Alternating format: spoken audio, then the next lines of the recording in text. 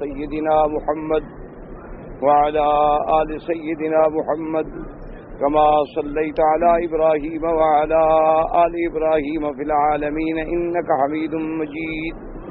قال الله تبارك وتعالى في كلامه المجيد: أعوذ بالله من الشيطان الرجيم بسم الله الرحمن الرحيم. فاستجاب لهم ربهم أني لا أضيع عمل عامل منكم من ذكر أو أنثى بعضكم من بعض فالذين هاجروا وأخرجوا من ديارهم وأوذوا في سبيلي وقاتلوا وقتلوا لأكفرن عنهم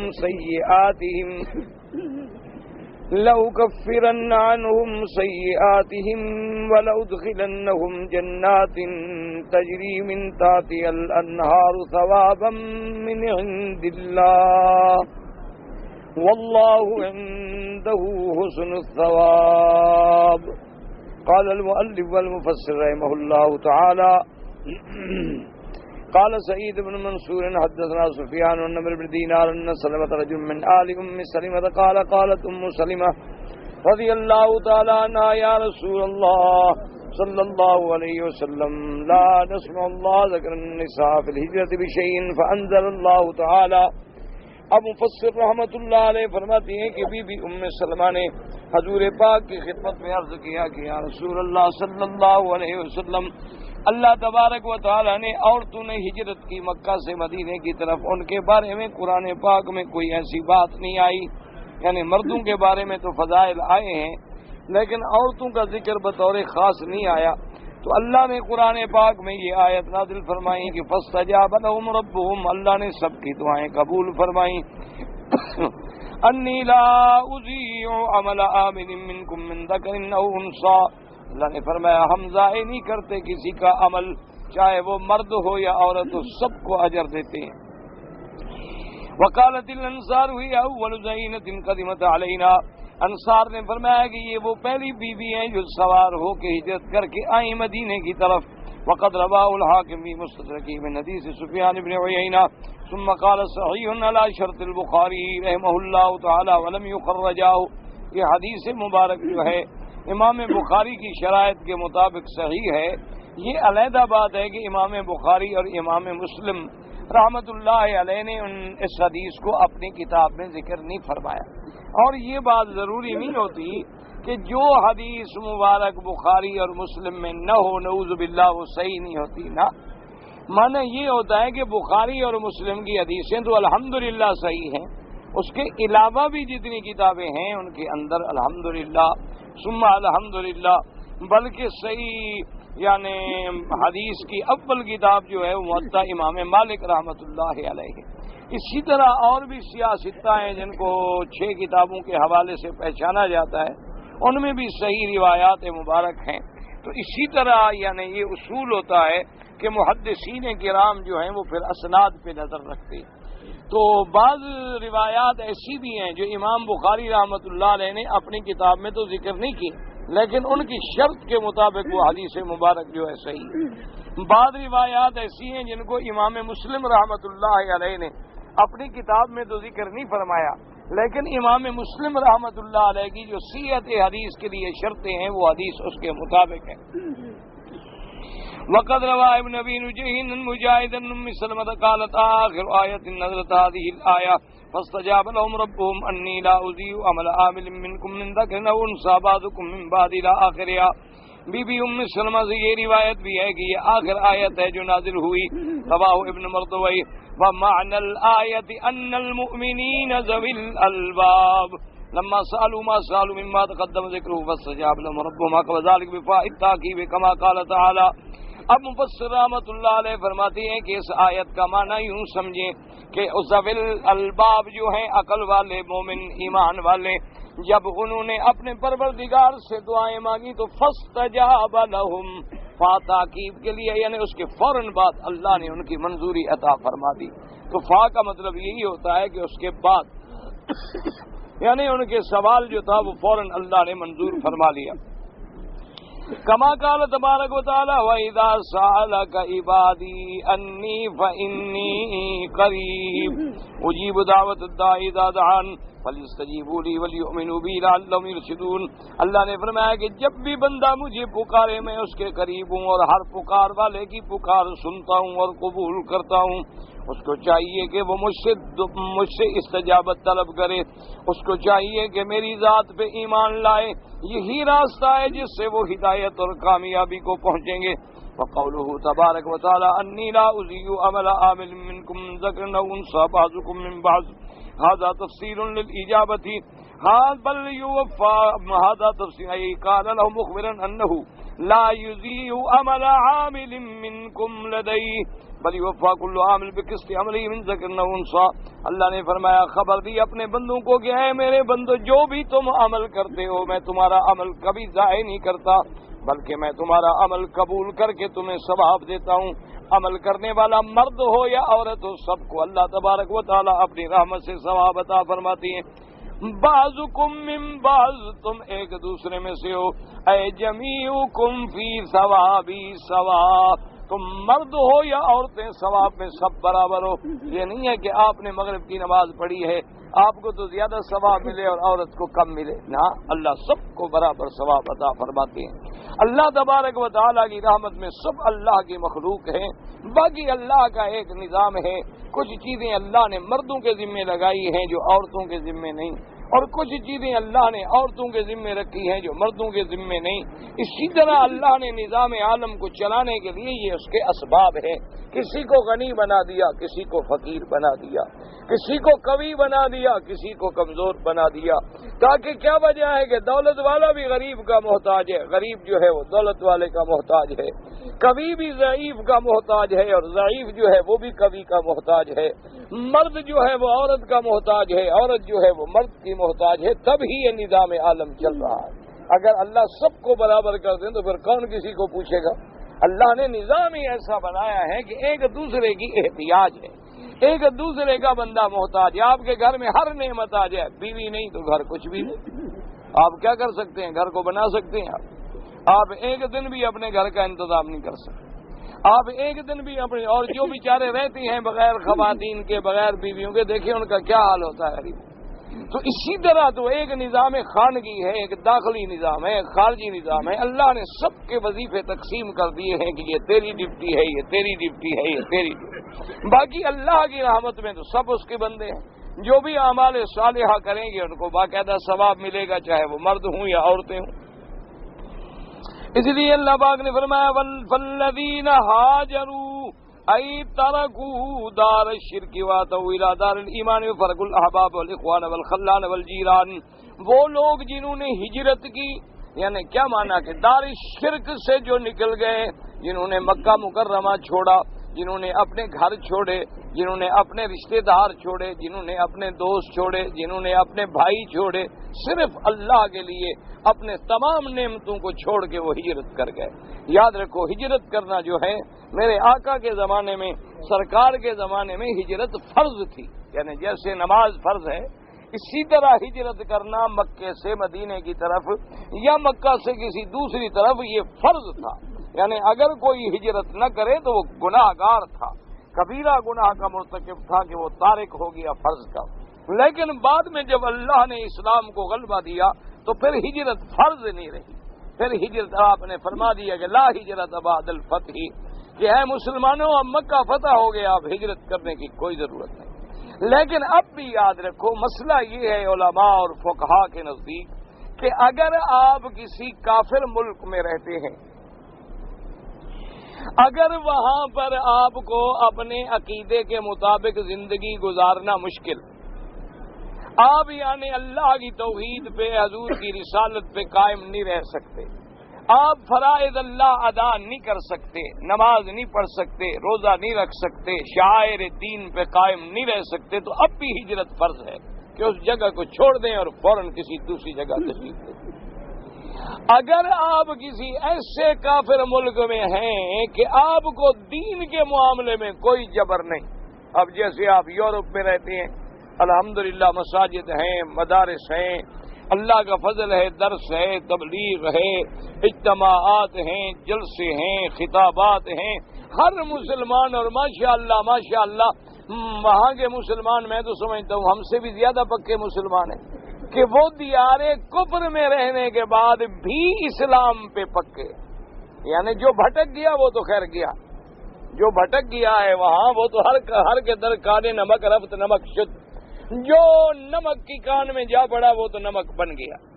لیکن جن لوگوں نے اپنا دین بچایا ہوا ہے، ماشاءاللہ مسجدیں آباد ہیں، ماشاءاللہ مدارس آباد ہیں، بچے جناب صبح کو سرکاری سکولوں میں پڑھتے ہیں، وہاں سے چھٹی کرنے کے بعد بیچارے پرائیویٹ مدرسوں میں آ کے دین پڑھتے ہیں، ایک ایک مدرسے میں 700 1000 2000 طالب العلم باقاعدہ اپنے دین پہ پکے ہیں، کتابیں ہیں، اشاعت ہے، اخبارات ہیں، جرائد ہیں، باقاعدہ جمعہ ہے۔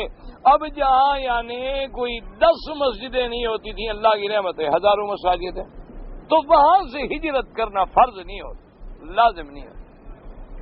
یہ علیحدہ بات ہے کہ انسان کوشش کرے کہ اپنے آپ کو مسلمان ملکوں میں رکھے، یہ علیحدہ بات ہے، کیوں بڑے مشکلات بھی پیدا ہو جاتے ہیں کافر ملکوں میں، لیکن ہجرت فرض نہیں۔ اسی طرح ایک اصل ہجرت کیا ہے؟ ہجرت کا حجر کا معنی ہے چھوڑنا، تو ہجرت کا اصل ہجرت کیا ہے کہ گناہوں کو چھوڑ کے اللہ کی طرف لوٹ جائے۔ اصل بات جو ہے یہ ہر دور میں، ہر حال میں، ہر زمانے میں باقی ہے۔ تو اللہ نے فرمایا کہ وہ لوگ جنہوں نے ہجرت کی، جنہوں نے اپنے گھر چھوڑے، اپنے بچے چھوڑے، اپنے ساتھی چھوڑے، اپنا وطن چھوڑا، وَأُخْرِجُوا مِن دِيَارِهِمْ إِذَا يَقُومُ الْمُشْرِكُونَ بِالْأَذَى حَتَّى أَلْجَأُوهُمْ إِلَى الْخُرُوجِ مِن بَيْنِ أَظْهُرِهِمْ وَأُخْرِجُوا مِن دِيَارِهِمْ، اور نکالے گئے اپنے گھروں سے، یعنی مشرکوں نے ان پر اتنا گھیرا تنگ کر دیا، ایسے حالات پیدا کر دیے کہ اب وہ بیچارے نکلنے پہ مجبور ہو گئے، جیسے کہ اصحاب رسول اللہ صلی اللہ علیہ وسلم، میرے مدنی سرکار کے پروانے جب مکی زندگی میں تھے تو ایسی مشرکوں نے ان پر ایسا گھیرا تنگ کر دیا کہ ان کا زندہ رہنا مشکل ہو۔ پھر انہوں نے حضور سے اجازت لی، اللہ تبارک و تعالیٰ نے حکم فرمایا تو ہجرت کر گئے، کچھ حبشہ کی طرف تشریف لے گئے اور کچھ مدینہ منورہ کی طرف تشریف لے گئے۔ اخرجوا من دیارہم وأوذوا فی سبیلی، اور اللہ کے راستے میں ان کو تکلیفیں دی گئیں، ایذا پہنچائے گئے۔ انما کان ذنبهم من الناس انہم آمنوا باللہ وحدہ، ان کو کس وجہ سے سزائیں دی جا رہی تھیں؟ یہی جرم تھا نا کہ اللہ کا نام لیتے ہیں۔ ان کا جرم کیا تھا آخر؟ انہیں انگاروں پہ لٹایا جاتا تھا، انہیں ان کے جانوں پہ کوڑے برسائے جاتے تھے، انہیں کھجوروں کے بڑے بڑے کانٹے لے کے بدن میں چبھوئے جاتے تھے، عورتوں کی ٹانگوں میں رسیاں ڈال کے اونٹوں سے باندھ کے انہیں 2 حصوں میں منقسم کر دیا جاتا تھا۔ یہ ظلم کیوں ہوتے تھے؟ اسی لیے نا کہ وہ اللہ کا نام لیتے، اور تو کوئی جھگڑا نہیں تھا۔ وہی ہے نا جیسے اکبر نے کہا تھا کہ اکبر نام لیتا ہے خدا کا اس زمانے میں، کہ بھی اس دور میں آدمی اللہ کی توحید کا نام لیتا ہے، تو اللہ کے راستے میں انہیں یہ تکلیفیں پہنچائی گئیں۔ جیسے اللہ نے فرمایا خرجون الرسول وإياكم أن تؤمنوا بالله ربكم، تمہیں اور اللہ کے رسول کو کافر کیوں نکالتے ہیں؟ یہی بات کہ صرف تم اپنے اللہ کی توحید کے قائل ہو۔ وقال تعالی وما نقموا منهم الا ان يؤمنوا بالله العزيز الحميد، مومنوں سے کیوں انتقام لیا گیا؟ صرف اس لیے کہ وہ اللہ کے ماننے والے ہیں، جو غالب بھی ہے، جو حمد و ثنا کا مستحق ہے۔ قوله تبارک و تعالی وقاتلوا وقتلوا وهذا اعلى المقامات ان يقاتل في سبيل الله ويعقر جواده ويعفر وجهه بدمه وترابه، اللہ کے راستے میں انہوں نے وقاتلوا وقتلوا، جہاد بھی کیا یعنی ہجرت بھی کی، گھروں سے بھی نکالے گئے، اللہ کے راستے میں انہوں نے قتال بھی کیا، اور اس قتال میں خود بھی شہید ہو گئے۔ تو یہ سب سے آخری حد ہے نا جی، کہ جب انسان اپنی جان کی بازی لگا دے، باقی کیا رہ گیا؟ انسان کے پاس ایک جان ہی ہوتی ہے، جب وہ اپنی جان ہی اللہ کے راستے پہ قربان کر دے تو اس کی قربانی کی پھر انتہا ہو گئی۔ اسی لیے آخری حد یہ ہے کہ جیسے مفسر رحمت اللہ علیہ نے لکھا کہ کہ آدمی اپنے گھوڑے پہ سوار ہے، گھوڑے کو بھی زخمی کر رہا ہے، خود بھی زخمی ہو رہا ہے، اللہ کے راستے میں مٹی میں لوٹ پوٹ رہا ہے، اس کا خون مٹی میں گر رہا ہے۔ یہ سب سے بڑی قربانی ہے جو آدمی اللہ کے راستے میں دیتا ہے، اللہ کے راستے میں مرتبہ شہادت حاصل کرتا ہے۔ وقد ثبت في الصحيحين ان رجلا قال يا رسول الله صلى الله عليه وسلم ارايت ان قتلت في سبيل الله صابرا محتسبا مقبلا غير مدبر ايكفر الله عني خطاياي؟ قال نعم. ثم قال كيف قلت؟ فهذا عليه ما قال. فقال نعم الا الذي قاله لي جبريل آنفا. فلهذا قال تعالى لو كفرن عنهم سيئاتهم فلأدخلنهم جنات تجري من تحتها الانهار.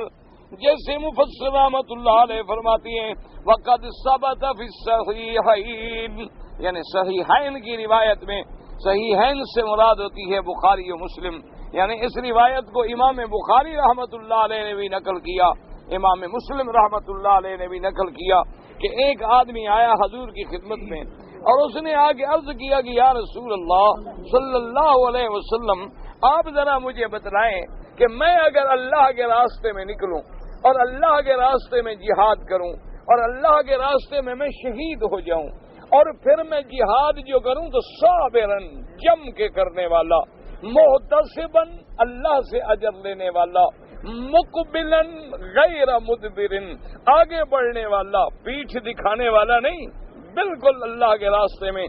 یعنی یہ صحابہ کا جذبہ دیکھیں، صحابہ کا مقام جہاد دیکھیں، صحابہ کی قربانیاں دیکھیں۔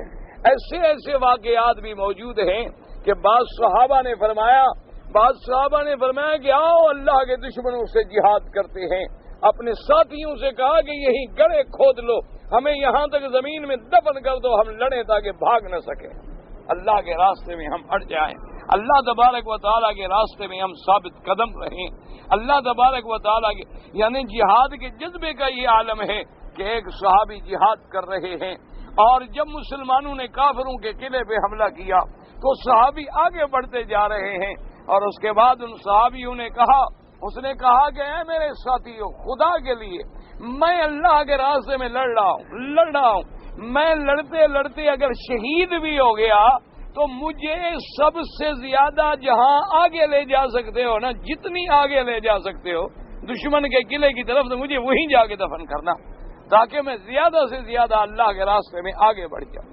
تو اس صحابی کو پتا ہے یہ قسطنطنیہ کا واقعہ ہے، تو اس صحابی کو جا کر انہوں نے کوشش یہ کی ماشاءاللہ کہ عین قلعے کی دیوار کے نیچے، جب قلعے کی دیوار کے نیچے پہنچے تو دشمن کے فوج کے سربراہ نے اوپر سے کہا مسلمانوں سے کہ خبردار، اس کو ہم یہاں دفن نہیں کرنے دیں گے، اگر تم آگے آؤ گے اسے دفن کرو گے تو ہم تینوں کی برسات برسا دیں گے اور اس کی قبر اکھاڑ کے ہم پھینک دیں گے بعد میں۔ تو صحابی حضرت خالد بن الولید رضی اللہ تعالیٰ عنہ جوش میں آئے، انہوں نے فرمایا کہ او دشمن اسلام، اس کو ہم تمہارے قلعے کی دیوار کے پاس دفن کریں گے اور اگر تم نے اس کی قبر کی طرف ایک تیر بھی چلایا تو میں تمہارا ایک ایک بچہ جو ہے سب کو ٹکڑے ٹکڑے کر دوں گا، میں پھر کبھی معاف نہیں کروں گا، میں بھی پھر تم سے بدلہ لوں گا۔ تو دشمن گھبرا گئے، وہ ہٹ گئے اور مسلمانوں نے جا کے الحمدللہ۔ تو یہ جذبہ تھا مسلمانوں کا کہ اللہ کے راستے میں شہید ہوں اور دشمن کے علاقے میں جتنا آگے بڑھ سکتے ہیں بڑھیں تاکہ قیامت میں ہمارا نمبر لکھا جائے کہ یہ آگے بڑھا تھا، پیچھے تو نہیں ہٹا۔ تو یہ جذبہ تھا۔ تو صحابی نے پوچھا حضور پاک صلی اللہ علیہ وسلم، اصل میں یہ ایمان کی بات ہے، جب ایمان کی حلاوت آ جاتی ہے نا، اللہ ایمان کی لذت نصیب فرما دے۔ ایک صحابی کھجور کھا رہے، کھجور کیا 2-4 دانے کھجور کے اس زمانے میں تھے، جنگ احد کا موقع ہے، تو دوسرے صحابی نے کہا بھی کیا کر رہے ہو، وقت ضائع کر رہے ہو، آؤ انی لاجد ریح الجنت من قبل احد، مجھے تو آج احد پہاڑ کی طرف سے جنت کی خوشبوئیں آ رہی، اور 2 دانے ہاتھ میں پھینکے اور اللہ کے راستے میں جا کے شہید ہو۔ تو اس لیے صحابی نے آگے پوچھا کہ یا رسول اللہ صلی اللہ علیہ وسلم، آپ مجھے خبر دیں، اگر میں اللہ کے راستے میں جہاد کروں اور جہاد بھی ایسے کروں صابرا، بالکل استقامت کے ساتھ، محتسبا یعنی اللہ سے اجر لینے والا، اس لیے جہاد نہ کروں کہ لوگ کہیں بڑا مجاہد ہے، بڑا ایسا ہے، بڑا بہادر ہے، تو کوئی دھیلے کا فائدہ بھی نہیں۔ ریا آ گیا اور اعمال باطل ہو. مقبلن غیر مدبرن، آگے بڑھنے والا، پیچھے پشت دکھانے والا نہ بنوں. لیکن میرے مدنی آپ مجھے یہ بتائیں، اور پھر میں شہید بھی ہو جاؤں، اللہ میرے گناہ معاف کر دیں؟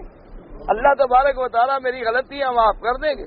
حضور صلی اللہ علیہ وسلم فرمایا کہ نعم، بالکل اللہ معاف کر دیں گے. اور اس نے کہا حضور ایک دفعہ پھر کہیں. حضور نے فرمایا اللہ معاف کر دیں گے تیری غلطیاں. اور اس نے کہا حضور ایک دفعہ پھر کہہ دیں.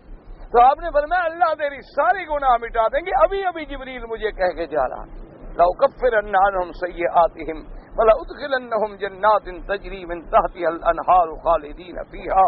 ابھی ابھی جبریل مجھے خبر دے کے جا رہے ہیں کہ میرے مدنی صلی اللہ علیہ وسلم ان لوگوں کو خبر دے دیں کہ جنہوں نے اللہ کے راستے میں ہجرت کی، اللہ کے راستے میں گھروں سے نکالے گئے، اللہ کے راستے میں ایذا دیے گئے، اللہ کے راستے میں جنہوں نے جہاد کیا، اللہ کے راستے میں جو شہید ہو گئے، میرا وعدہ ہے کہ ان کے سب گناہوں کو میں مٹا دوں گا اور ان کو ایسے باغوں میں داخل کروں گا، ایسے جنات میں داخل کروں گا جن کے نیچے نہریں بہ رہی ہوں گی. اور پھر یہ داخلہ عارضی نہیں ہوگا بلکہ اس میں ہمیشہ کے لیے رہیں گے، وہ کبھی جنت سے باہر نہیں نکالے جائیں گے. اللہ تبارک و تعالیٰ کی طرف سے ان کو یہ ثواب ہوگا، ان کی اس محنت پر اجر ہوگا، اللہ تبارک و تعالیٰ کی طرف سے انعام ہوگا. اور اس سے بڑی بات کیا ہو سکتی ہے کہ اللہ نے فرمایا کہ لوگوں کو یہ بھی بتلا دو کہ جو میرے راستے میں شہید ہو جائے اس کو مردہ بھی نہ کہو. فرمایا خبردار وَلَا تَقُولُوا لِمَن يُقْتَلُ فِي سَبِيلِ اللَّهِ أَمْوَاتٌ بَلْ أَحْيَاءٌ، بلکہ وہ زندہ ہے، اور وہ زندگی بھی زندگی عجیب زندگی. اس لیے اللہ نے فرمایا تم سمجھ بھی نہیں سکتے، تمہاری کھوپڑی میں یہ بات نہیں آ سکتی کہ ہمارے سامنے کٹ گئے، مر گئے، ٹکڑے ٹکڑے ہو گئے، کیسے زندہ ہے. اللہ نے فرمایا یہ تم نہیں سمجھ سکتے ہو، یہ عالم مغیبات میں سے ہے، یہ عالم برزخ تمہاری آنکھوں کے درمیان میں پردہ ہے.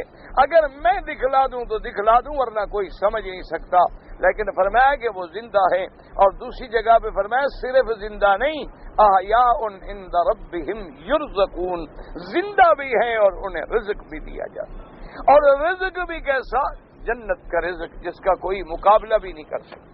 یہاں پر میں لَأُكَفِّرَنَّ عَنْهُمْ سَيِّئَاتِهِمْ وَلَأُدْخِلَنَّهُمْ جَنَّاتٍ تَجْرِي مِنْ تَحْتِهَا الْأَنْهَارُ أي تجري في خلالها الأنهار من أنواع المشارب من لبن وعسل وخمر وماء غير آسن وغير ذلك مما لا عين رأت ولا أذن سمعت ولا خطر على قلب بشر. اللہ نے فرمایا ایسی جنات، ایسے باغات جن کے نیچے نہریں بہتی ہوں گی، اور وہ نہریں جو ہیں من انواع المشارب، ایک چیز کی نہر نہیں ہوگی، من لبن کی، دودھ کی نہریں، اصل کی نہریں، خمر کی نہریں، شراب کی نہریں بہ رہی ہوں گی، اور ایسے پانی کی نہریں جس میں کبھی کوئی تغیر و تبدل نہیں آئے گا. لیکن یاد رکھیں کہ وہاں کا لبن بھی نرالا، وہاں کی اصل بھی نرالی، وہاں کا خمر بھی نرالا. یہ نہیں کہ دنیا کا شراب ہوگا، اللہ معاف فرمائے. یہ دنیا کا شراب کیا ہے؟ اس کے تو سب سے بڑا فائدہ کیا ہے کہ پیٹ کے لیے درد اور دماغ کو ضائع کرنے والا اور عقل کو ہٹانے والا. لیکن جنت میں جو چیز ہوگی لا فیہا غول ولا هم عنہا ينزفون، وہ ایسا ہوگا کہ اس میں کسی قسم کا کوئی نہ ایسا درد ہے، نہ تکلیف ہے، نہ صداع ہے، نہ ذہاب عقل ہے. وہ تو شراب طہورا ہوگا، صرف اس پر تو اطلاق ہے لفظ شراب کا. اور فرمایا اس کے علاوہ حضور نے فرمایا مما لا عین رأت ولا اذن سمعت ولا خطر علی قلب بشر، اللہ ایسی ایسی نعمتیں عطا فرمائیں گے جو کسی آنکھ نے دیکھی نہیں ہے. بعض روایات میں آتا ہے کہ اللہ ان کو ایسی حوریں عطا فرمائیں گے کہ جس نے اپنے بدن پہ 70 حجاب پہنا ہوگا، یعنی 70 جوڑے پہ جوڑا، جوڑے پہ جوڑا، جوڑے پہ جوڑا، 70 جوڑا پہنا ہوگا، لیکن پھر بھی پنڈلی کے اندر جو ہڈی ہے اس کے اندر گودا بھی نظر آئے گا، لیکن نظر خامد کو آئے گا، کسی دوسرے کو نہیں. یہ بات یاد رکھنا. یہ نہیں کہ بازار میں پھر رہی ہوں گی سب دیکھ لو گے، ہر کوئی اپنی اپنی حوروں کو دیکھے گا. صرف یہ تو ہماری حوریں ہیں نا جو لوگ دیکھتے ہیں، یہ ہماری حوریں ہیں ماشاءاللہ، یہ میک اپ سنگار کرتی ہیں تو لوگوں کے لیے. جب کہیں شادی پہ جانا ہو، پارٹی پہ جانا ہو، باہر جانا ہو، پھر ان کا میک اپ دیکھو، سنگار دیکھو. جب خاوند آئے دیکھو 104 کا بخار ہوگا. ایسے معلوم ہوگا کہ ابھی اس کے چہرے پہ لعنت برسے، تاکہ وہ بیچارہ قریب آئے تو بدبو کے بھب کے آئے تو بھاگ جائے، تو جا کے دوسرا گناہ کا دروازہ ڈھونڈے. یہ کوئی عورتیں تھوڑی ہیں، یہ تو زندہ چلتی پھرتی غلاظت کی بوریاں ہیں جو ہمارے گناہوں کی وجہ سے ہمارے گلے میں پڑ گئی. ان کو تو عورت کہنا شریعت میں ناجائز ہے. ایک بات یاد، عورت کا کیا معنی پتہ ہے؟ عربی میں عورت کس کو کہتے ہیں؟ عورا کا معنی کہ وہ چیز جو چھپائی جائے، یعنی ننگ جو چھپایا جائے اس کو کہتے ہیں عورا. اسی لیے ہے کہ عورت المرء عورت الرجل، مرد میں عورا کیا ہے؟ فرمایا من السرۃ الی الرکبۃ، ناف سے لے کر گھٹنے تک یہ عورا ہے. یعنی اگر اس میں اتنی سی جگہ بھی ظاہر ہو تو نماز نہیں ہوگی، کیونکہ اس نے عورا کھولی ہوئی ہے. جو چھپانے والی جگہ تھی اس کو اس نے کھولا ہوا ہے. گھٹنے تک اور ناف سے. اچھا، بعض ہمارے بھائی بڑی غلطی کرتے ہیں، اتفاق سے بات آ گئی، خیال رکھا کریں. خاص طور پہ ہمارے علاقوں سے جو بوڑھے بوڑھے آتے تو خیر اکثر ہی بوڑھے ہیں ماشاءاللہ، جوانوں کو تو ابھی فرصت نہیں فلموں سے. اکثر حج پہ وہ لوگ آتے ہیں جو ریٹائر ہوتے ہیں، جو کسی کام کا نہ رہ کہتے ہیں چلو جی اللہ میاں کے پاس جائیں، کیونکہ اب بندوں کے تو رہا نہیں نا قابل. اب بیچارہ کسی کام کا ہے نہیں، گھر والے بھی تنگ آ گئے، اولادیں بھی تنگ آ گئی، جی ہر وقت کھانستا ہے، سونے نہیں دیتا. انہوں نے کہا ابا جان بھی آپ سبحان اللہ آج کل موسم بڑا اچھا ہے، عمرے پہ جائیں، اللہ کا کعبہ دیکھیں. یعنی ہم سے تو دفع ہو نا 2-3 مہینے کے لیے، جان چھوڑے اللہ کرے گا وہی مر جائے گا. اگر بچ بھی گیا جو 2-3 مہینے تو ٹھنڈا سانس لے لیں گے. تو اس لیے یہ بوڑھے جو آتے ہیں نا، ان پر خاص طور پہ ان کو ذرا سمجھایا کرو. یہ احرام کی چادر جو باندھیں تو ناف سے بھی نیچے اور پورا حصہ اوپر ظاہر ہوتا ہے. عمرہ نہیں ہوتا، طواف نہیں ہوتا. جب طواف نہیں ہوگا تو عمرہ کیسے ادا ہوگا؟ جب طواف نہیں ہوگا تو صفا کیسے ادا ہوگی؟ کیونکہ وہ تو ننگا ہے، اس نے تو حصہ عورت کا کھولا. یعنی وہ چادر بیچارے باندھتے نا تو چادر ناف سے نیچے ہوتی ہے، ناف سے بھی اتنا حصہ اوپر پورا ننگا نظر آ رہا ہوتا ہے. تو جب عورت کھلا ہوا ہو تو نماز نہیں ہوتی. اس لیے ان کو سمجھایا کریں کہ بھی چادر اوپر باندھا کریں، تاکہ ناف کا چھپانا بھی ضروری ہے. ناف سے لے کر گھٹنے تک کا چھپانا جو ہے وہ نماز میں ہر حال میں ضروری ہے. اچھا، اور ہم عورت کو عورت اسی لیے کہتے ہیں کہ سر کے بالوں سے لے کر پاؤں تک اس کا چھپانا ضروری ہے.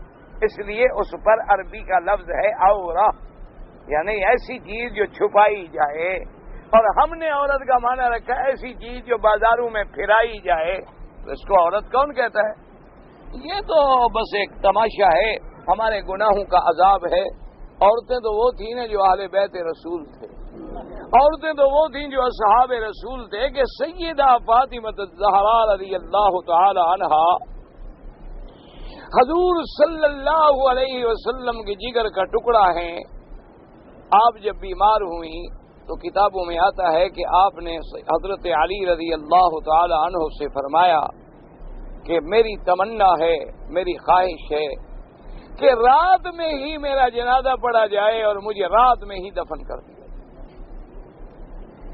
اسی وجہ سے یہ بعض ہمارے روافض جو ہیں نا جی، وہ یہ بیچارے ایک جھوٹی کہانیاں بناتے ہیں کہ جی بی بی فاطمہ کا جنازہ نہیں پڑھنے دیا گیا، کرفیو لگا دیا گیا. اکیلا حضرت علی رات کو بیچارہ جنازہ اٹھا کے گیا اور اکیلے رات میں جا کے بی بی کو دفن کر دیا. یہ روایت ہے کہ دیکھو صحابہ نے ایسا ظلم کیا کہ بی بی کا جنازہ نہیں پڑھا. انا للہ و انا الیہ راجعون. دعا کرو اللہ ان کو بھی ہدایت دے. کوئی ان سے جھگڑا تو نہیں ہے، لیکن ایک بات ہمیں سمجھ نہیں آتی بھی حضرت علی تم تو یہاں نعرہ لگاتے ہو کشتی لڑتے ہوئے یا علی کا، تو علی پہنچ جاتے ہیں مدد کے لیے. تم کبڈی کھیلتے ہو تو یا علی کہتے ہو تو کبڈی میں بھی تمہیں مدد دینے کے لیے آ جاتے ہیں. اپنی بیوی کے جنازے کے لیے بھی کچھ نہیں کر سکے.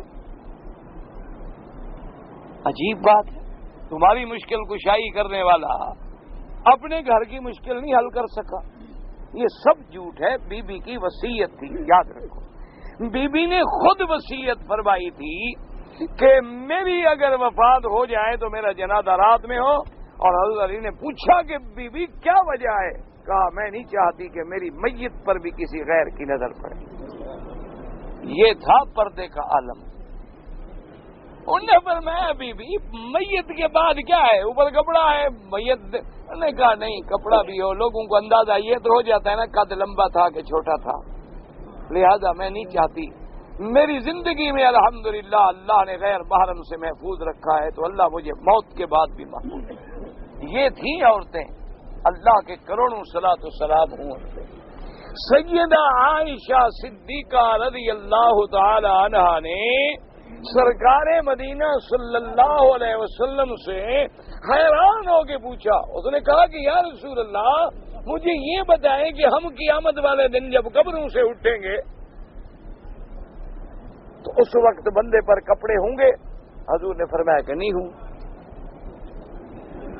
جب آدمی قبروں سے اٹھائے جائیں گے ان پہ کوئی کپڑے نہیں ہوں گے. حفاظ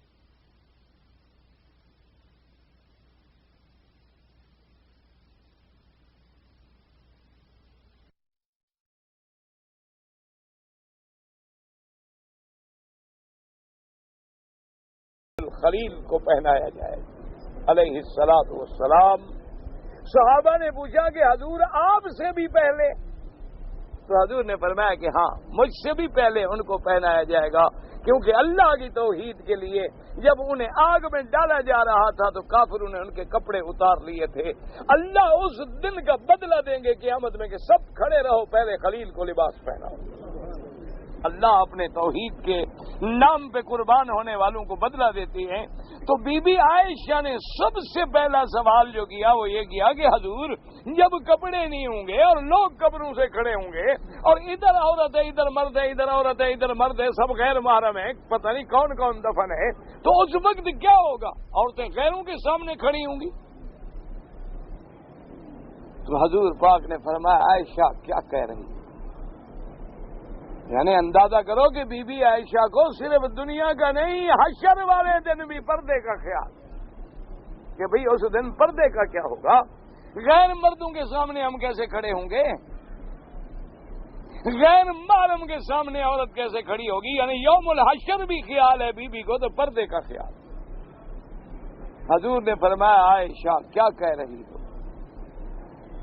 وہ دن جانتی ہو کیسا ہوگا؟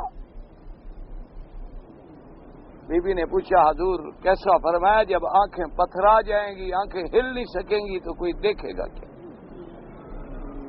انہوں نے فرمایا جانتی ہو وہ دن کیسا؟ تشخص فیہ الابصار. آنکھیں اچک لی جائیں گی جہاں کھڑی ہیں حرکت نہیں کر سکتی ڈر سے تو کون کسی کو دیکھے گا؟ تو بی بی وہ بیویاں تھیں جن کو قیامت میں بھی پردے کا خیال ہے دنیا میں بھی پردے کا خیال ہے حشر میں بھی پردے کا خیال ہے. اور غیرت مند ایمان والے حضرت امیر المؤمنین حضرت عمر رضی اللہ تعالیٰ عنہ آئے حضور کی خدمت میں آ کے کہا کہ یا رسول اللہ عورتیں رات کو باہر جاتی ہیں چونکہ گھروں میں حمام تو نہیں تھے اس زمانے میں. گھروں کے اندر کوئی بیت الخلا کوئی حمام کوئی لیٹرین بنے ہوئے نہیں ہوتے تھے. عورتیں مرد سب باہر جنگل میں نکل جاتے تھے دور اپنے گھروں سے. اس نے کہا حضور میری غیرت یہ گوارا نہیں کرتی کہ عورت بغیر پردے کے رات کو گھر سے باہر نکلے. آپ ان کو پردے کا حکم دے دیں. حضور نے فرمایا عمر میں کیسے حکم دوں جب تک اللہ حکم نہ دے. اللہ نے قرآن نازل کر دیا کہ میرا مدنی ہم نے عمر کی بات قبول کر لی. آج کے بعد حکم دے دو کہ بغیر پردے کے کوئی باہر نہ جائے. تو یہ لوگ تھے اور یہ مقام تھا اور یہ حیا تھا اور یہ ان میں پردہ تھا اور یہ عفت تھی کہ آدمی کو تصور بھی نہیں آ سکتا تھا. یعنی آپ اندازہ کریں اسی جبل صفا پہ جو صفا تم دوڑتے ہو اسی صفا کی پہاڑی پہ میرے سرکار رحمت للعالمین بیٹھے ہیں. مشرکین مکہ کی سب عورتیں آئی ہیں ایمان لانے کے لیے. تو جب حضور نے فرمایا نا کہ بھی ایمان بیعت کرنے آئی انہوں نے کہا فرمایا سب سے پہلے عہد کرو کہ شرک نہیں کریں سب سے پہلے عہد کرو کہ چوری نہیں کریں سب سے پہلے عہد کرو کہ زنا نہیں کریں گی. تو پتہ ہے بی بی ہندا ابھی سفیان کی بیوی ہے ابھی مسلمان نہیں ہوئی ابھی کلمہ نہیں پڑھا کلمہ پڑھنے کے لیے آئی بیٹھی ہے. تو اس نے فوراً کہا کہ یا رسول اللہ اب تزن الحرۃ یا رسول اللہ، ہم سے یہ شرط بیعت میں کیوں لے رہے ہیں کہ زنا نہ کریں؟ شریف عورت بھی زنا کر سکتی ہے؟ یعنی آپ اندازہ کریں، کافر ہے کافر، مسلمان تو بعد میں ہو رہی ہے نا۔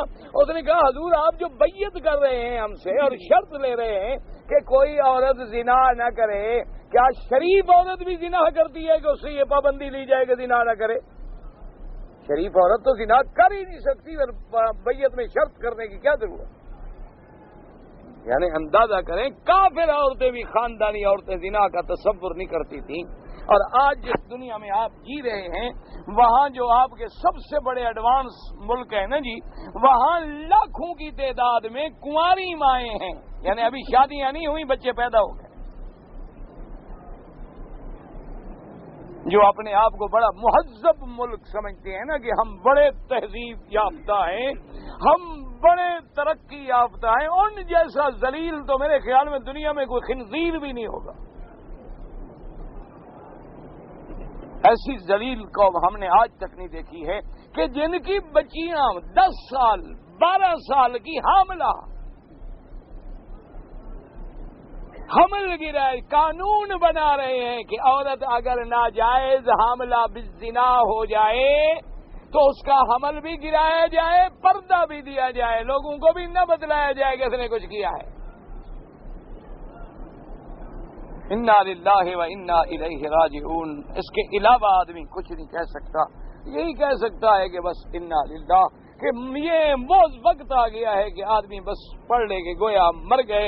غیرت نام ہے جس کا گئی تیمور کے گھر سے، غیرت بھی نہ رہی، ایمان بھی نہ رہا، دیانت بھی نہ رہی، عفت بھی نہ رہی، عزت بھی نہ رہی۔ وہ جو عزت کے پیمانے تھے ان کو ذلت بنا دیا گیا، اور جو ذلت کے پیمانے تھے ان کو عزت بنا دیا۔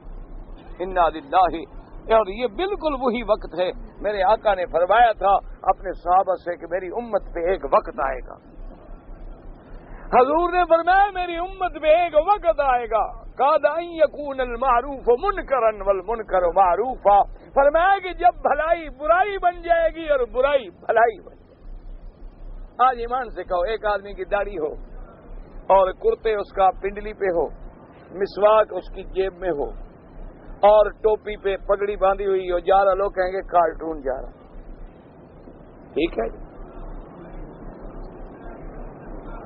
اگر ایک آدمی ماشاءاللہ 3 پیس سوٹ پہنے ہوئے ہو اور شیو ماشاءاللہ باقاعدہ ٹائی پھیر کے کیے ہوئے ہو خالص بادام،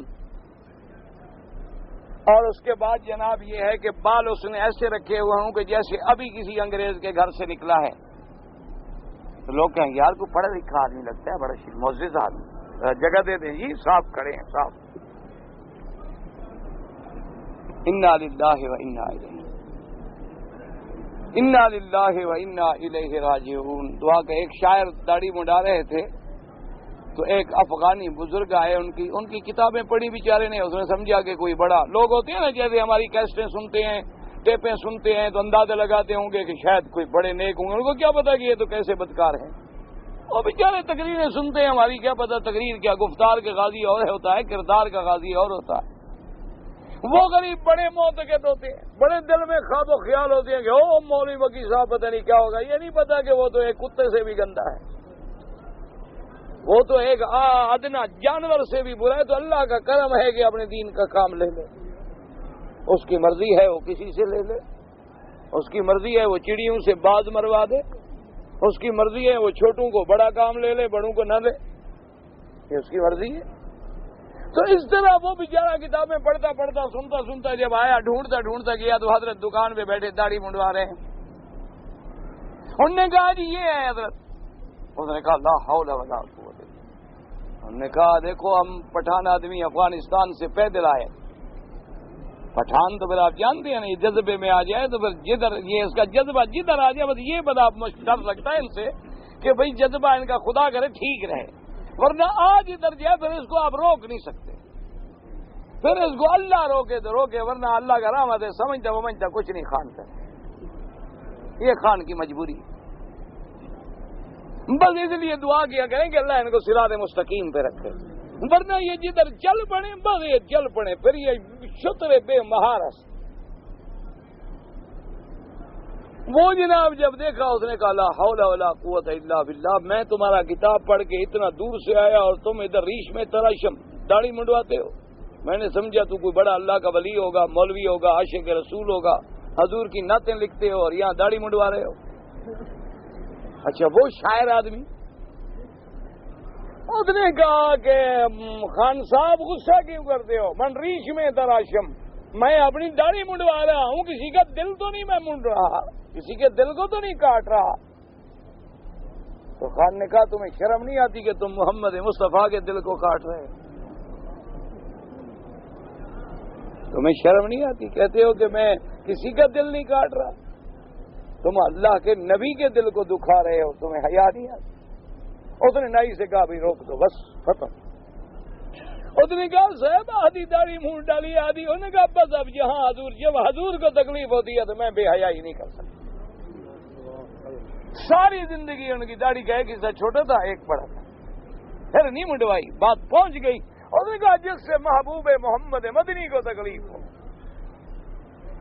حضور صلی اللہ علیہ وسلم کو جس بات سے دکھ پہنچے، اب مجھے جب تک بات نہیں پہنچی تھی تو نہیں پہنچی، پہنچ گئی ہے تو بس ختم کر دو۔ وہی داڑھی رہ گئی ساری زندگی، اخباروں میں بعد میں فوٹو شوٹو، آدھی داڑھی چھوٹی آدھی بڑی، اللہ کی شان ہے۔ لیکن اس نے پھر نہیں ٹھیک، اس نے کہا بس فرمان رسول پہنچ گیا تو الحمدللہ ثم الحمدللہ۔ اس لیے آج کل تو میرا بھائی یہ عالم ہے نا، جو لڑکیاں گھر میں قرآن پڑھتی ہیں، نماز پڑھتی ہیں، تہجد گزار ہیں، شب بیدار ہیں، با پردہ ہیں، با حیا ہیں، میں ذمہ داری سے خدا کے کعبے میں بیٹھ کے کہتا ہوں 90% لڑکیاں ایسی گھروں میں رو رہی ہیں۔ ان پہ خامد بھی ناراض ہے، سسر بھی ناراض ہے، ساس بھی ناراض ہے، ننندے بھی ناراض ہیں، محلے والے بھی ناراض ہیں کہ یہ کیا یار کوئی شادی کی پتہ نہیں کہ ملانی گھر میں لے آیا۔ اور جو ساری رات فلم چلا کے گانے چلا کے تھرکتی ہے، ناچتی ہے، گلے میں رسی ڈال کے بازاروں میں پھرتی ہے، محلے والے بھی خوش ہیں، تمام رشتہ دار راضی۔ انا للہ و انا الیہ راجعون۔ بس دعا کرو اللہ ہمارے حال پہ رحم۔ مجھے کئی بچیوں نے خط لکھا ہے کہ مولوی صاحب آپ ہمیں بتائیں، ہمیں شوہر کہتا ہے کہ بال کٹاؤ اور بغیر دوپٹے کے بغیر پردے کے میرے ساتھ بازار چلو، بتائیں ہم کیا کریں؟ وہ کہتا ہے کہ میں اتنا بڑا افسر ہوں اور لوگوں کی بیویاں ساتھ پھرتی ہیں، میری توہین ہوتی ہے کہ میری بیوی میرے ساتھ نہیں چل رہی۔ آپ مجھے بتائیں کہ اس بارے میں شوہر کا حکم ماننے کی پابند ہوں یا نہیں ہوں؟ یاد رکھو اللہ کے حکم کے خلاف شوہر کیا ہے، باپ بھی حکم دے تو ہم ماننے کے پابند نہیں، ماں بھی حکم دے تو ہم ماننے کے پابند نہیں۔ اگر اس حال میں اس شوہر نے تم پہ ظلم کیا وہ قیامت میں بدلے دے گا، اللہ تمہیں تمہارا اس شریعت پہ قائم رہنے کا تمہیں اجر دے۔ کبھی ایسے ظالم شوہر کی بات نہ مانو جو شریعت کے خلاف حکم دے، کبھی ایسے ظالم شوہر کی بات تسلیم نہ کریں، اور اللہ تبارک و تعالیٰ ایسے لوگوں سے ہر مسلمان بچی کی عزت و عصمت کی حفاظت فرمائے۔ یعنی شوہر کہتا ہے کہ ڈانس کرو، شوہر کہتا ہے کلب میں چلو، شوہر کہتا ہے میرے دوستوں سے ہاتھ ملاؤ، شوہر کہتا ہے میں ڈیوٹی پہ جا رہا ہوں، آج میرے کوئی دوست آ رہے ہیں، انہیں ذرا کھانا وانا کھلا دینا، ذرا خیال رکھنا، ملا بن کے اندر نہ بیٹھی رہنا۔ یہ شوہر ہیں بغیرت جانور ہیں کوئی۔ اتنی غیرت تو جانور کو بھی ہوتی ہے، وہ بھی کہتا ہے کہ میری مادہ کے پاس کوئی دوسرا جانور نہ آئے، لیکن ان کی غیرت خدا جانے کوئی ایسی مر گئی ہے، ان کی غیرت کوئی ایسی ختم ہو گئی ہے کہ جانور کے برابر بھی غیرت نہیں۔ آپ کو پتا ہے تمام جانوروں میں نجس العین کیا ہے؟ کتا اور خنزیر کے، اس میں غیرت نہیں۔ ہر جانور کی کھال مرنے کے بعد، اترنے کے بعد، دھلنے کے بعد پاک ہو سکتی ہے، ان بدترین جانوروں کی کھال دباغت کے بعد بھی پاک نہیں ہوتی کہ اس میں غیرت نہیں ہے۔ دیکھا ہوگا آپ نے کتے کے پیچھے لائن لگی ہو، اسی طرح خنزیر کے پیچھے لائن میں کھڑا ہو، جس میں غیرت نہ ہو وہ تو خنزیر کے مادے سے پیدا ہوتا ہے۔ اللہ تبارک و تعالیٰ سے دعا کر اللہ ہمارے حال پہ رحم فرمائے، اللہ ہمارے گھروں پہ رحم فرمائے، اللہ ہر مسلمان بہو بیٹی بچی کی عزت کی حفاظت فرمائے، اللہ تبارک و تعالیٰ ہدایت کے فیصلے کر فرمایا کہ ہم یہ نعمتیں دیں گے ثوابا من عند اللہ اضافہ الیہ ونسبہ الیہ رضی اللہ انہ عظیم لأن العظیم الکریم لا یعطی الا جزیلا کثیرا۔ اللہ نے فرمایا کہ یہ بدلہ میں دوں گا۔ تو جب بدلہ دینے والا خدا ہو تو بدلہ کیسے ہوگا؟ جب بادشاہ کہے کہ بھی یہ انعام میں خود دوں گا تو بادشاہ جو انعام دے گا تو وہ تو بادشاہوں کا بادشاہ ہے، اس لیے فرمایا کہ وہ کتنا بڑا اجر ہوگا۔ ان يعذب يكن غراما ويؤتى جزيلا فانه لا يبالي وقوله تبارک و تعالی والله عنده حسن الثواب اي عنده حسن الجزاء، اللہ تبارک و تعالی ہی کے پاس ہے بہتر بدلے اور بہتر جزا اور بہتر ثواب۔ لمن عمل صالحا، ان لوگوں کے لیے کہ جنہوں نے اچھے عمل کیے اللہ تبارک و تعالی ان کو بدلہ دیتے ہیں۔ قال ابن ابي حاتم ذكر عن تهيم بن ابراهيم قال حدثنا وليد بن مسلم قال اخبرني جرير بن عثمان ان شداد بن اوس كان يقول ايها الناس لا تتهموا الله في قضائه فانه لا يبغي على مؤمن فاذا انزل باحدكم شيئا مما يحب فليحمد الله واذا انزل به شيئا مما يكره فليصبر ويحتسب فان الله عنده حسن الثواب۔ حضرت شداد بن اوس کہتے تھے کہ اے لوگوں لا تتہموا اللہ فی قضائه، اللہ کی قضا پہ کوئی تہمت نہ لگایا کرو کہ ہائے کیسے فیصلہ کر دیا۔ اللہ کسی مومن بندے پہ کبھی ظلم نہیں فرماتے، بلکہ یاد رکھو اگر اللہ تم کو ایسی چیزیں دے جو تمہیں خوش آئیں تو اللہ کا شکر ادا کرو، اور اگر اللہ تم پہ کوئی ایسی چیز بھیج دے کہ تم پر مصیبت آ جائے تمہیں اچھی نہ لگے، صبر کرو اور اللہ سے ثواب طلب کرو۔ اللہ تبارک و تعالی ہی کے پاس بہتر اجر ہے، بہتر ثواب ہے۔ اللہ آپ کو بھی ہمیں بھی دعا کریں بس معافی کا معاملہ فرما دیں۔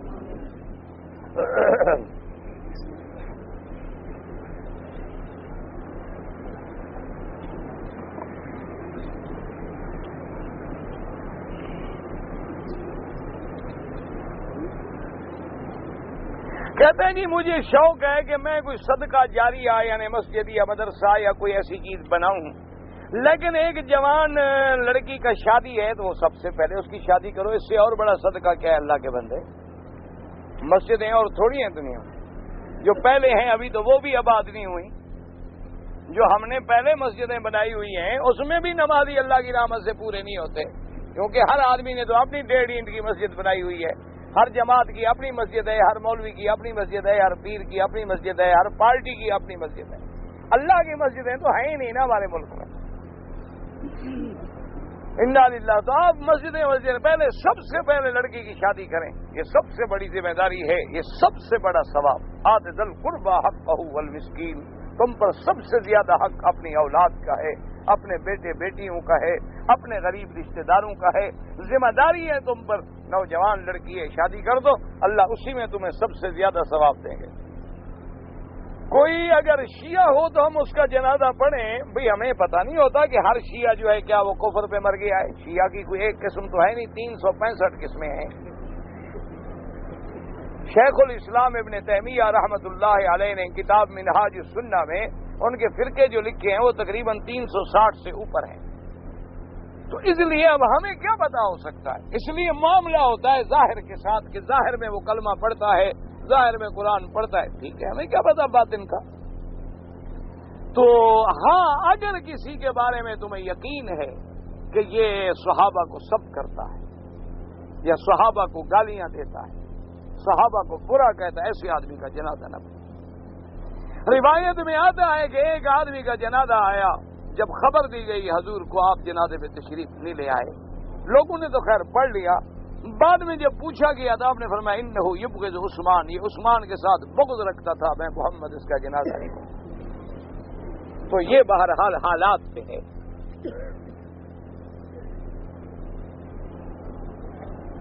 صفا مروہ شاعر اللہ میں لوگ اوپر بیٹھ جاتے ہیں، اللہ ہی نے کہا ہے نا اوپر چڑھ کے دوڑو، تو ہر شاعر اللہ کا اپنا حکم ہے، اور اب قربانی بھی شاعر اللہ ہے تو پھر چاق چھری نہ چلائیں، اللہ کے بندے جو اللہ کا حکم ہے اللہ کا حکم ہے۔ حضرت نے اذان پڑھی ہے یا نہیں؟ جب بلال پڑھے حضور کے حکم سے تو گویا حضور نے پڑھی، اذان سکھائی حضور نے، ابھی محضورہ کو حضور نے خود اذان سکھائی، اللہ اکبر اللہ اکبر، وہ کہے اللہ اکبر کا اشہد اللہ، آخر تک اذان خود میرے پاک نبی نے اپنی زبان سے سکھلائی۔ بعض ملکوں میں سید کو آل رسول سمجھا جاتا ہے تو ان کی لڑکی سے نکاح جائز ہے، کوئی بات نہیں، سید کا معنی سردار، تو سردار کے گھرانے کی لڑکی ہے، کوئی بات نہیں، کوئی منع نہیں۔ قوم قریش ہے، میرے مدنی پاک بھی قرشی ہاشمی ہے، سید لقب ہے، حضور نے فرمایا کہ حسن حسین جو ہے وہ سید ہیں، سردار ہیں، تو جن کا نسب ان سے ملے گا ان کو بھی ہم سید کہتے ہیں، احترام ادب سے، یہ نہیں کہ رشتہ ناجائز ہے۔ اگر سید تمہاری لڑکیوں سے شادی کر سکتا ہے تم کیوں نہیں کر سکتے ہو؟ کیوں ون وے ٹریفک ہے؟ یہ اچھا قانون ہے۔ سیدوں کے گھر میں تو ہر بلا آئی ہوئی ہے، فلم ایکٹریسیں بھی موجود ہیں، ایسے میں بھی جانتا ہوں، 2-4 پیر میرے دوست بھی ہیں بھی میرے دوست، میں انکار نہیں کرتا، میری یہ گندی عادت ہے، سچی بات میں کر دیتا ہوں، گندی عادت سمجھیے، اچھی سمجھیے، بری سمجھیے۔ میرا دوست ہے، بہت بڑا مخدوم ہے آپ کے ملک کا، بہت بڑا، بیوی اس کی ماشاءاللہ فلم ایکٹریس۔ انا للہ و انا الیہ راجعون، بس دعا کریں، ہم منت تو بڑی کرتے رہتے ہیں، اس کو بھی اللہ ہدایت دے۔ چلو میں کہتا ہوں یہ بھی شکر ہے کہ شادی تو کر لی، ایسے جو گناہ کرتا رہتا تو ہم کیا کر لیتے ہیں۔ بعض بچے مسجد حرام میں انگلش پڑھتے ہیں، دنیاوی تعلیم حاصل کرتے ہیں، کوئی ایسی بات نہیں، لیکن ادب یہی ہے کہ اللہ کے گھروں میں ایسی کتابیں نہ پڑھی جائیں۔ علماء نے لکھا ہے منطق کی کتابیں نہ پڑھی جائیں، فلسفے کی کتابیں نہ پڑھی جائیں، تو اسی طرح انگلش وغیرہ۔ لیکن اگر انگریزی میں دین کی کوئی کتاب ہے تو کوئی حرج نہیں، بہت ساری کتابیں ایسی ہیں جو انگریزی میں ترجمہ ہے لیکن کتابیں دین کی ہیں۔ تصویر بنوانا، اسٹوڈیو بنوانا سب حرام ہے۔